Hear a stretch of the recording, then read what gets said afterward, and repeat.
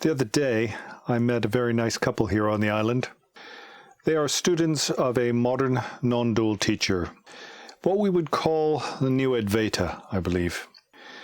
They have a property, and they've built a meditation or yoga hall. And there they hold short retreats in the summer. And so superficially, it would seem that they're doing something very similar to what I'm trying to achieve here at the Hermitage. And I tried to explain to them what I'm trying to do here. But quite frankly, I think most people don't get the point. In fact, typically, what people think is that I'm running a commercial venture. It's a sort of alternative source of income that has a Dharma flavor. And there's many of these sorts of institutions in the West. There are lots of places you can go to do a 10-day silent retreat, or a 1-week or 2-week yoga retreat. There's no shortage in these things. But to my mind, what is lacking is a place for dedicated practice, somewhere that supports practitioners in their endeavor to achieve awakening. And that's something that isn't easy. It takes a lot of effort. And as I said previously, then in the East, there are these traditional systems that support practitioners, those people we call mendicants. But this is sadly lacking in the West. And people who are completely dedicated to their practice usually do not have the necessary funds in order to support themselves. There's no infrastructure, basically. At least in the East, we have monasteries and we have well-established retreat centers. For example, my own teacher, well, his uncle spent 40 years on the side of a mountain in a little cabin. And it's possible because there's this tradition. So anyway, the husband explained that in total they had about 50 patrons, people who came to their retreats. Of course, not all at the same time, but when they hold events, then up to 50 people might show up. And the way he explained it was that he felt he needed double that amount. And that seemed kind of confusing to me. He needed to sort of up the numbers. And the reason was that the amount of people who came didn't give enough money. So they would need more, or they would need roughly double the amount of people in order to support their efforts. And the other thing he said to me that I found quite strange, he said, well, don't worry, I'm sure some locals will come to your hermitage. And I couldn't really explain to him that I wasn't trying to get locals to come to my retreat. In fact, that I didn't build the retreat in expectation that people locally would then support it. That wasn't part of my calculus. I hadn't thought about that whatsoever. But there was no real way that I could explain this to him. And part of the feeling I got was that if it was the case that I brought locals here to my retreat, then we would be competing for the same resources. And this just shows what a worldly way of thinking we have. This is what happens in the mundane world. Everybody's competing for the same resources, and so we come into conflict with each other. And of course, when there is an abundance, we're able to share, but when resources are lacking, we end up squabbling over them. But again, that's not why I came to this island. I didn't come here targeting the local community, thinking that I might gain students or an audience or benefactors, for example. That wasn't part of it at all, because I don't have that way of thinking. I mean, this is a difficult point, and it's difficult because we are totally worldly. We think only transactionally, and we have a very mundane way of seeing things, and because of that, we find it very, very difficult to hold a spiritual view. Basically, we don't have a Dharma way of thinking. So he said to me, well, don't worry, I'm sure some locals will come. I couldn't explain to him why that wasn't a consideration for me. And when I tried to explain it, I think he got the idea that somehow I was going to bring in customers from abroad, etc. And so I didn't need to rely on the locals, or somehow that I'd be excluding the locals, perhaps. This place will be open to the public. That includes people who are local or aren't local. The meditation hall will be used for retreats, but it will also be available to the public to meditate for free and to do yoga as well. So anyway, I digress. To get back to the story, he was explaining that they had more or less 50 patrons, but the problem was that they didn't give enough money. And he emphasized that they weren't asking for money. But of course, they would need people to give money in order to continue with their work. And then his wife said something which sounded even more strange to me. She explained that the reason for their concern was they weren't bringing enough money in to support their non-dual teacher. So it seems that their main concern was to generate enough money to provide for a suitable livelihood for their teacher. And to me, this sounded really strange, because this is not the purpose of the Dharma. Not the purpose of the Buddha Dharma, at least. I don't know about non-duality. But in the Buddha Dharma, our purpose is not to find money to support our teachers. In fact, the idea of needing to support your teacher is kind of crazy if you believe what is taught in the scriptures. Generally, there are two goals on the spiritual path. I'm talking again about the context of the Buddha Dharma, and that is, one is to practice non-violence, and the other is to benefit beings. When we say benefit beings, that means benefit them in the context of the Dharma, or to ripen them, put them on the path to liberation. You could also say there's two goals. One is liberation, and one is to become a fully enlightened Buddha. And that's because a fully enlightened Buddha is one who is capable of benefiting others. And this is what our teacher is. That's an important point. Bear with me. The person we call a Lama, or our teacher, whether they are a non-dual teacher or a Buddhist teacher, is to help us progress on the path. And initially, to actually put us onto the path. What happens is we get wrapped up in totally mundane concerns, and because of that, we don't find any happiness or well-being in the world. In fact, we invest ourselves in our own suffering, and then wonder why we are suffering. So initially, the teacher is the one who shows us that what we're doing is mistaken, and then puts us on the correct path to awakening. And so this notion that our goal is to support our teacher is totally mistaken. It shows a lack of understanding about the spiritual path. A practitioner, a Lama, a teacher, should be the most capable of individuals. Somebody who is able to achieve awakening is the most capable type of individual.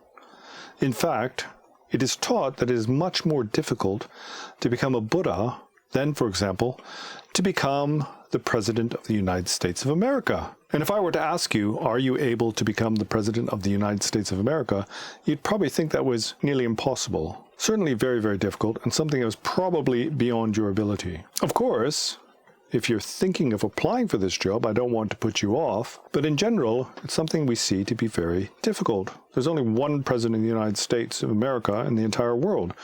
And that person is also the most powerful individual in the world. It's not something easy to achieve. But to become a Buddha is something much more difficult than that. A Buddha is not just somebody who has power and influence in this lifetime. It is somebody who has power and influence over all future lifetimes. It's somebody who achieves liberation from suffering in the 6 realms of samsara.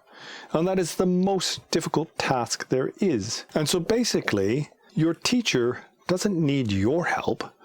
You need your teacher's help. Your teacher should be somebody who is very capable. They say at least your teacher should be somebody better off than you are. And so if that individual isn't even able to look after themselves in worldly terms, then how on earth are they going to help you in your pursuit? And you just have to look at the masters of the past. If you're uncertain about this truth, look at the teachers like Patrul Rinpoche, for example. He is the most respected Tibetan yogi of the modern era.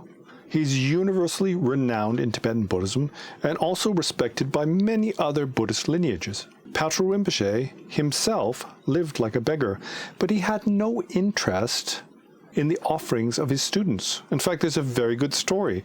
Patrul Rinpoche was wandering through the wilderness, as he often did. In fact, everywhere he went on foot because he had so much compassion, he couldn't bear the thought of riding a beast of burden. So he's walking through the wilderness, and he met a student who happened to be a rich merchant. The rich merchant had so much faith and devotion in Patrul Rinpoche that he gave him an ingot of silver. Now, an ingot of silver in those days was worth a lot of money. The Tibetans themselves didn't have coin. They didn't have coinage, they didn't have currency. And so they traded with gold and silver. And an ingot of silver would be worth something like $1,000. And so this student gave Patrul Rinpoche this offering of a chunk of silver. And unbeknownst to him, then in the forest behind them was a robber. The robber had been following Patrul Rinpoche through the forest and wondering if he had anything to steal. He made a plan. He thought, I will follow him through the night, and then when he falls asleep, I'll steal the silver from him. Patrul Rinpoche's student went on his way, and Patrul Rinpoche continued on his journey.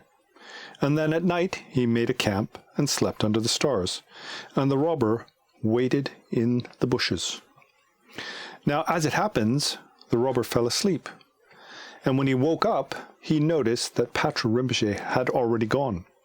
And so he approached Patrul Rinpoche's campfire, and there, lying on the ground, on the side of the road, he found that ingot of silver.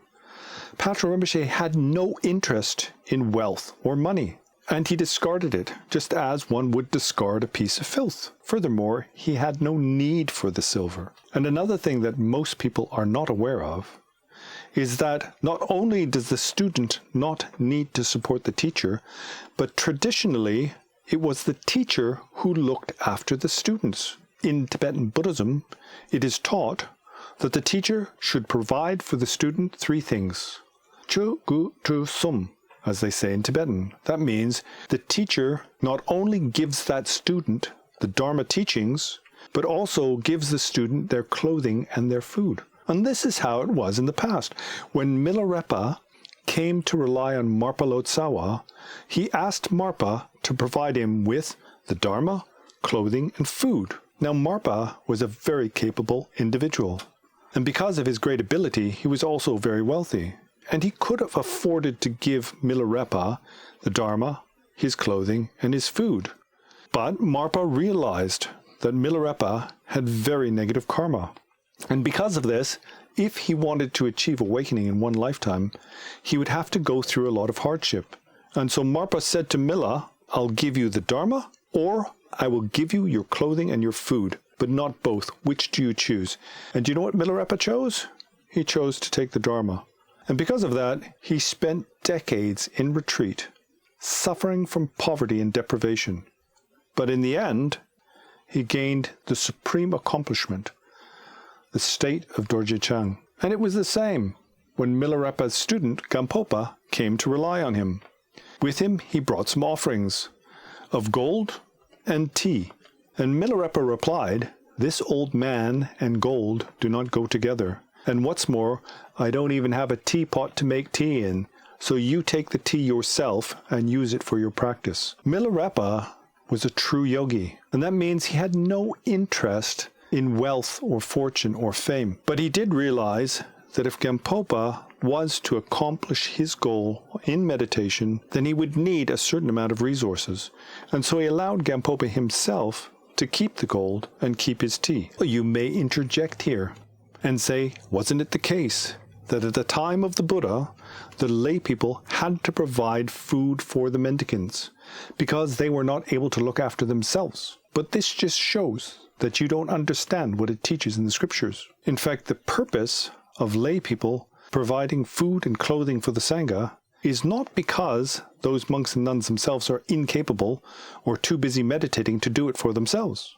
The purpose for the lay people to give offerings to the Sangha is so those lay people have a means of accumulating virtue. Because of the need to engage in misvirtue in their daily lives just to survive, and also because they haven't got the good fortune for themselves to be full-time meditation practitioners, the lay people need some other avenue for gathering vast stores of merit, so that in future lifetimes they as well may be able to dedicate themselves to the spiritual path. But really, what it all comes down to here is whether or not you believe in karma and causality. This belief that it is the student who needs to provide the livelihood of the teacher shows a complete misunderstanding of karma, cause, and effect.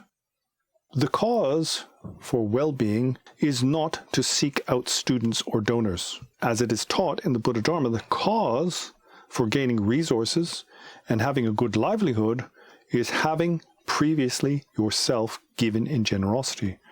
And this is the reason why the students are encouraged to give dana, not because the teacher isn't capable of looking after themselves. As I said before, the teacher should be the most capable type of individual. But I'm not here to convince you of the truth of karma and causality. Whether or not you come to that conclusion is very much up to you. When I was a new Buddhist, then I heard this teaching, that the source of wealth is generosity, and that if you want to experience resources in the future, then what you should do is give now.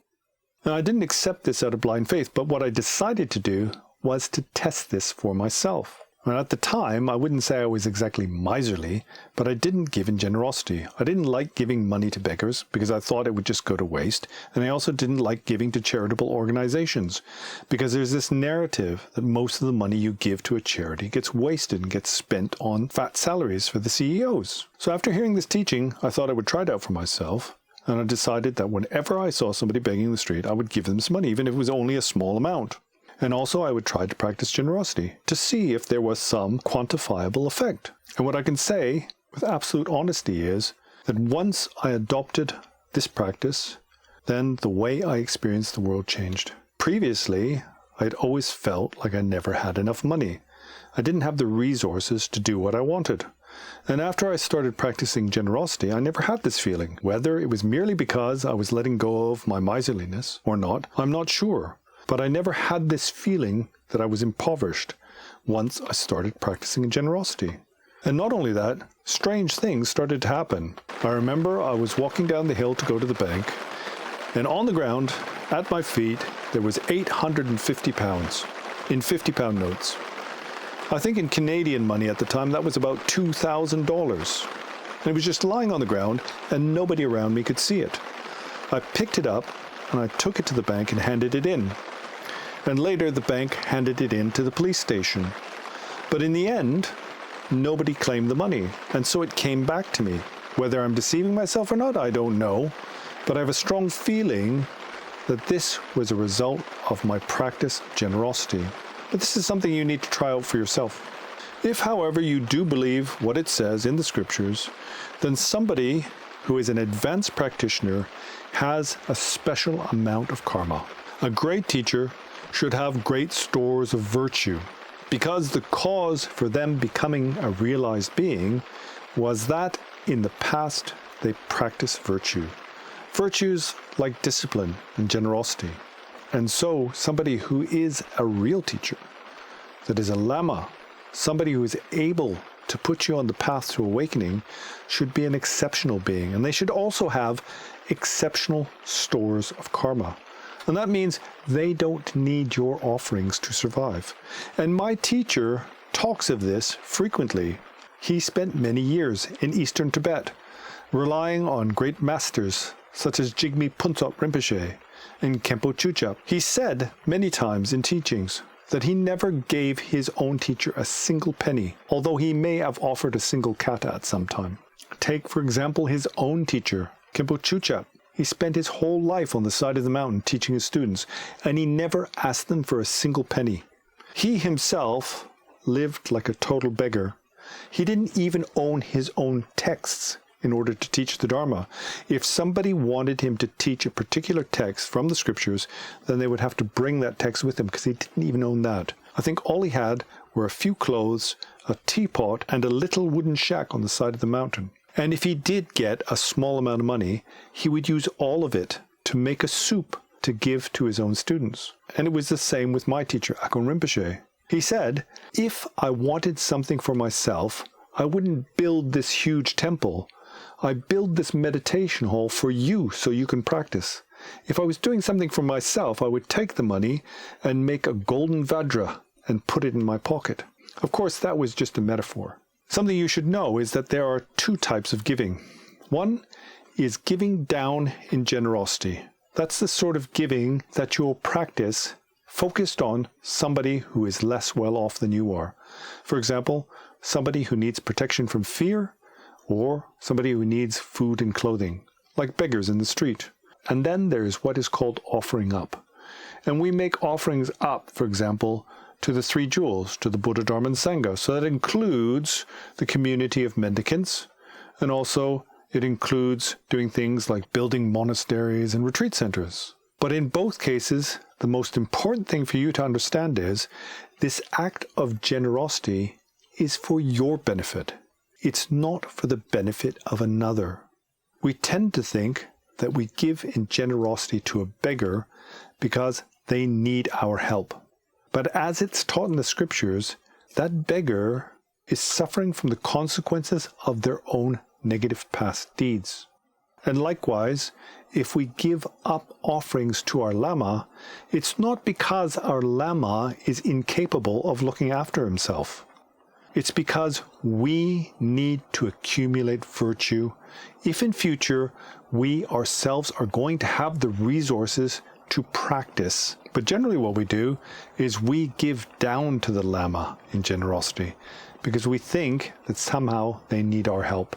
The truth is we need their help. It's not only Westerners who think this way. For example, the Malaysians have this way of thinking very strongly. I remember some Malaysian students of Patrul Rinpoche were starting a fundraiser. They were raising money to support the lamas in our retreat in Nepal. And the way they worded the poster was absolutely hilarious. It was like, oh, these poor lamas, they have nothing to eat. Please give $10 or $100 so that they can have food and clothing and they don't have to starve. The purpose of the path is not to generate money to pay our teachers. This is a wrong way of thinking. The purpose of the path is for you yourself to achieve awakening, so that you can benefit the infinite sentient beings suffering in the 6 realms of samsara.